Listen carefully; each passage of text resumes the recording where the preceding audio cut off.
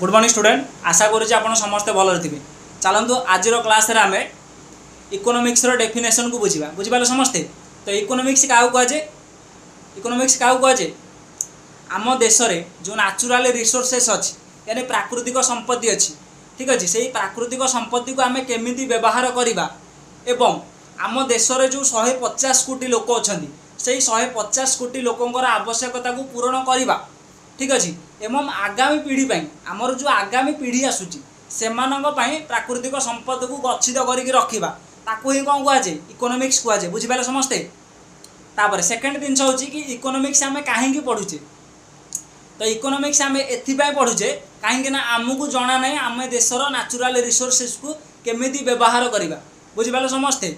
आम देश में जो प्राकृतिक संपत्ति अच्छी से प्राकृतिक संपत्ति को आम केमिति व्यवहार करवा ताकू आम जाने से कौन आम इकोनॉमिक्स पढ़ुचे अदरवाइज इकोनॉमिक्स पढ़ार किसी भी आवश्यकता नहीं। इकोनॉमिक्स एपाई पढ़ा जाए कहीं नेचुरल रिसोर्सेस को आम केमिति व्यवहार करवा ठीक अच्छे ताकू शिखापी जमीक एग्जांपल देखा दुनियार सबुठारु धनी देश कौटा अमेरिका हूँ दुनियार सबुठारु धनी देश किंतु अमेरिका पाखरे एते नेचुरल रिसोर्सेस नहीं ठीक अच्छे in comparison to Russia Russia पाखरे दुनियार सबुठारु अधिक नेचुरल रिसोर्सेस अच्छी किंतु अमेरिका पाखरे नहीं तो कौन पे तथापि अमेरिका दुनियार सबुठारु धनी देश कहीं रशिया रे इकोनॉमिक्स रो व्यवहार भलरे करा जाई पारु नाही बुझिपारे समस्ते। तो इकोनॉमिक्स रो डेफिनेशन होउची कि आपण निज देशर नेचुरल रिसोर्सेस को आपण केमिति व्यवहार करूछन्ती बुझिपारे समस्ते। जेमिति ओडिसा रे देखंतु निज स्टेट कथा देखंतु ओडिसा रे हमर विभिन्न प्रकार नेचुरल रिसोर्सेस अच्छी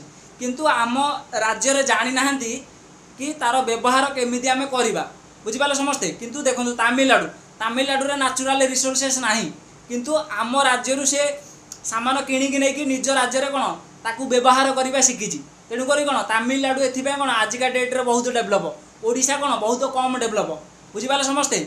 आशा करुँच आप समस्ते भलरे बुझीपारे। धन्यवाद।